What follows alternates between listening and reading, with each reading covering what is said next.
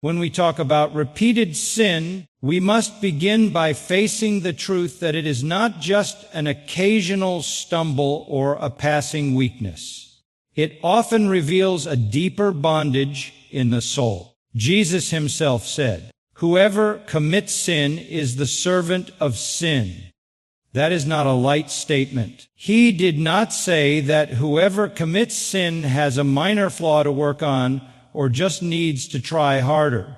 He said that sin enslaves, and when sin repeats itself over and over in our lives, when it becomes a pattern, a cycle, a constant presence, it is showing us that something has us bound, something has laid claim to our hearts and refuses to let go.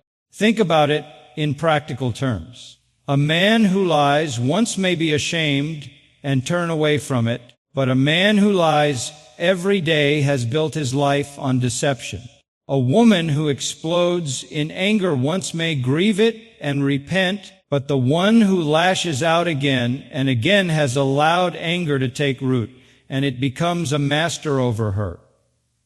Sin, when repeated, is never harmless because it is laying chains around the heart, one link at a time. Each repetition strengthens the grip until what once was a choice now feels like a prison. We must be honest here. This is why so many feel powerless against sin. They try to tell themselves they can stop whenever they want. One Savior. They convince themselves it's not as serious as others might think. But if they are honest, one Savior, they know deep down that they cannot just walk away. They keep going back almost as though compelled, and no matter how many resolutions they make or how many promises they whisper in prayer, they fall again. That is not freedom. That is slavery. The problem with repeated sin is that it lies to us. It whispers just once more, "You can quit tomorrow." It sows the conscience with half-truths, but every time we give in, it tightens its hold.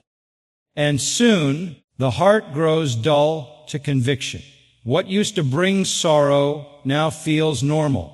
That is how sin blinds us. It convinces us that we are in control, when in reality it is dragging us further into darkness. But here is the good news. The very fact that you feel the weight of repeated sin, the very fact that you hate it, that you wrestle with it, that you long to be free, is evidence that God has not left you to yourself. The Spirit of God is still calling, still convicting, still shining the light on the chains you cannot break on your own. The first step to freedom is to stop denying the slavery, to stop excusing it as weakness, and to confess before God, "I am not in control. Sin is in control, and I need deliverance." That is where the gospel meets us. Not at the point of self-confidence, but at the point of surrender. Not when we boast of our strength, but when we admit our helplessness. Because Christ came to set captives free, and he has never once encountered a chain too strong for him to break. Sin's repetition is a warning sign, a flashing light that we cannot ignore. It reveals a bondage deeper than our willpower can handle, but it also sets the stage for us to experience the power of God that breaks every chain. One Savior. One of the greatest dangers with repeated sin is not simply the act itself, but the way we learn to excuse it and hide it. That is often more deadly than the sin itself, because when sin is hidden, it grows stronger in the dark. Scripture says plainly, "He who covers his sins shall not prosper, but whoever confesses and forsakes them shall have mercy." It is not only the sin that ruins a life, it is the cover-up, the pretense, one Savior, the mask we wear to convince ourselves and others that everything is fine. This is what happens so often. A man knows his conscience is pricked, But instead of confessing, instead of bringing it before the Lord, he buries it. He says, "It's not that bad.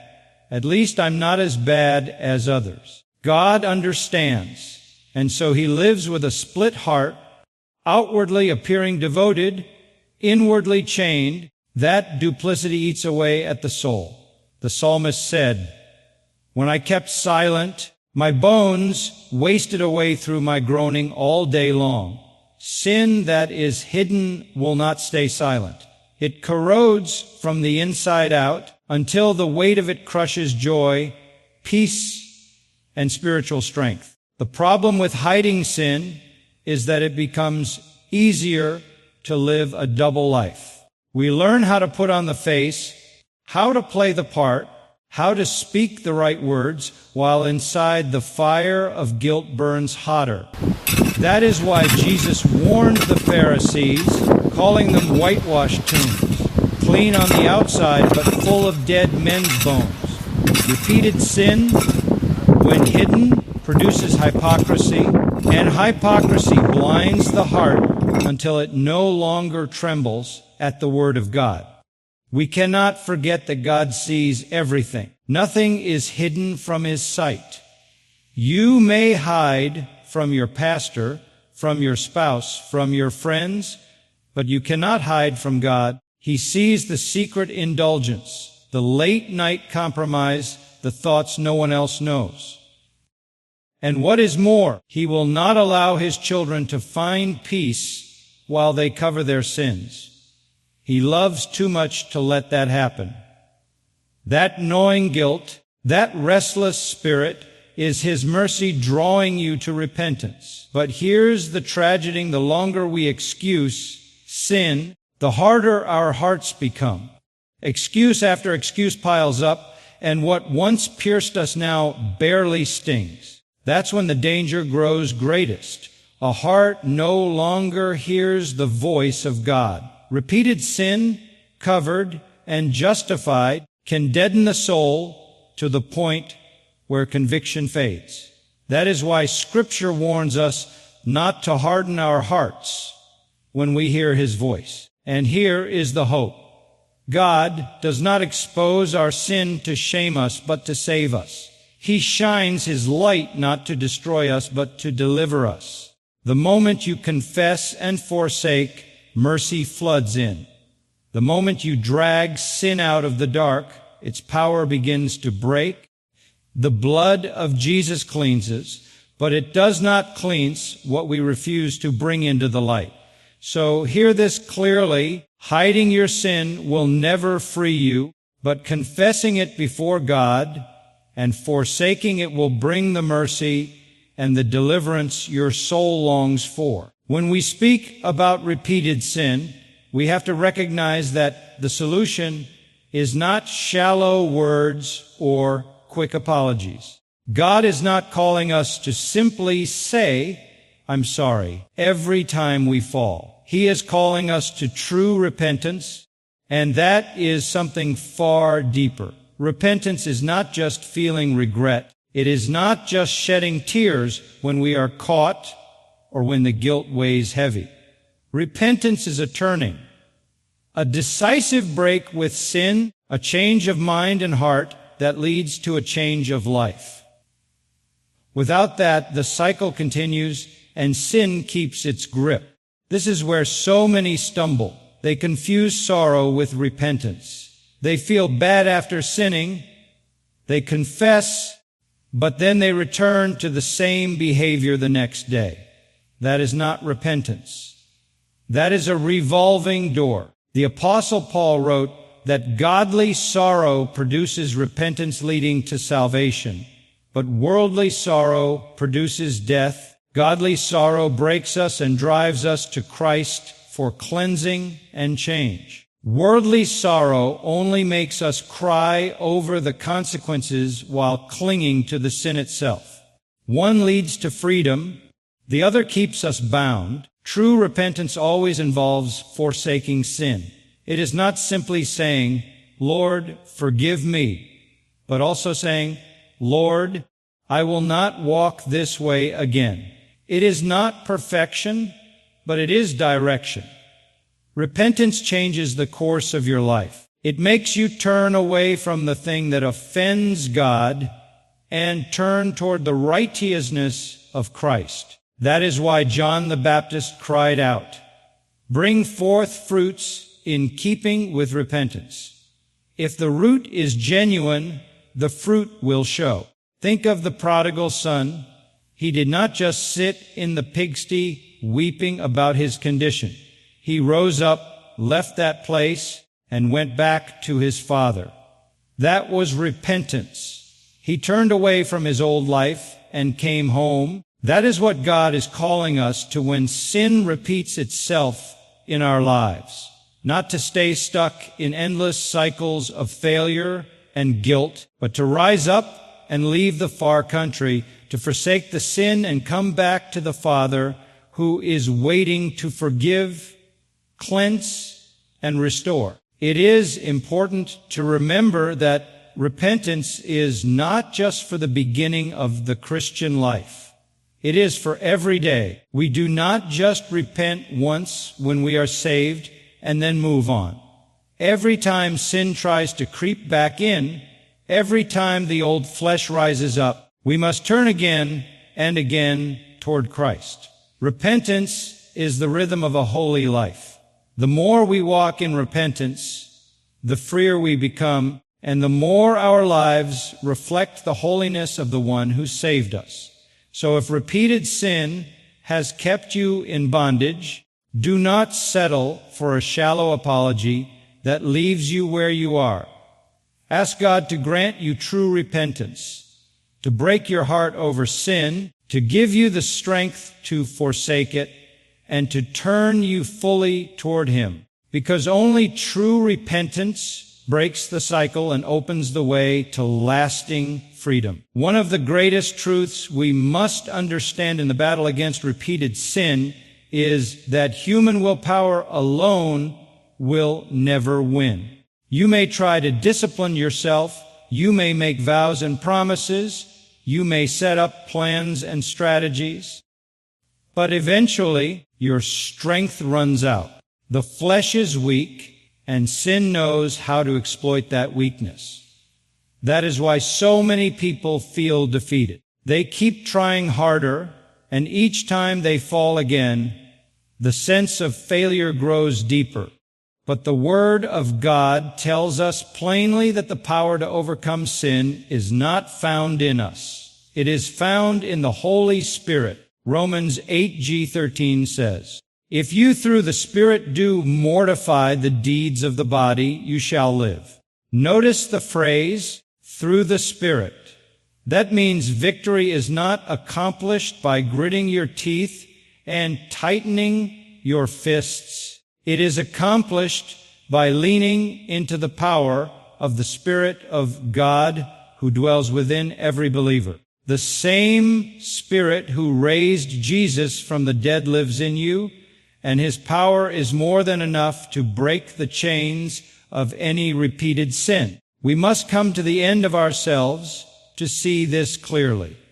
As long as we think we can conquer sin in our own strength, we will stay stuck in cycles of defeat. But when we confess our weakness and depend on the Spirit, His strength begins to work through us. That is why Paul could say, "When I am weak, then I am strong."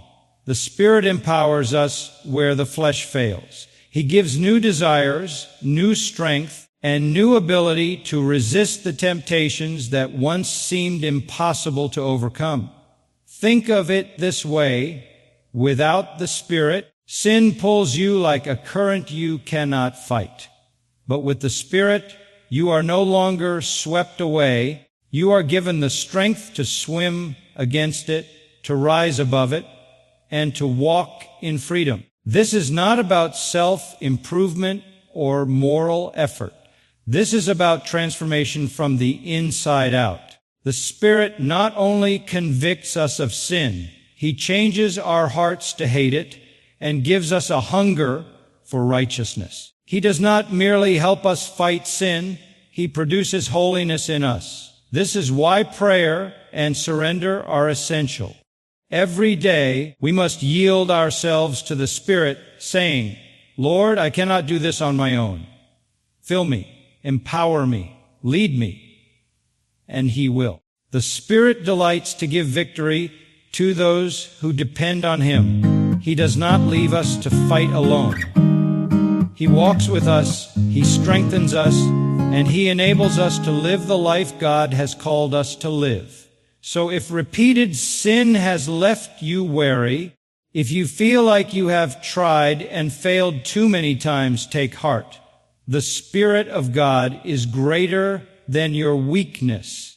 Where you cannot stand, He can hold you up. Where you cannot resist, He can give strength. Where sin has defeated you, the Spirit can give victory. True freedom is not in your power, but in His. One of the most overlooked truths about repeated sin is that you cannot continue to feed it and expect it to die. Many people pray for deliverance. They ask God for strength, but then they go right back to the places, the habits, the friendships, and the environments that nurture the very sin they want to be free from. Jesus said something very radical. If your right hand causes you to sin, cut it off and throw it away. He was not speaking about mutilating the body, but about the seriousness of dealing with sin. He was saying that if something in your life continually leads you into temptation, you must be willing to remove it completely, no matter how costly or painful that may feel. This is where so many stumble. They want freedom, but they want to keep the door cracked open. They delete a temptation for a week, but then they reinstall it. They avoid the wrong crowd for a season, but then they drift back. They say they hate sin, but they keep its number saved in their phones. The truth is, you cannot walk out of bondage while you are still holding on to the keys that lock the chains. If you truly want to be free, you must cut off every access point, every pathway, every environment that feeds that sin. This may mean changing what you watch, what you listen to, what you allow your eyes to rest upon. It may mean ending a relationship that continually pulls you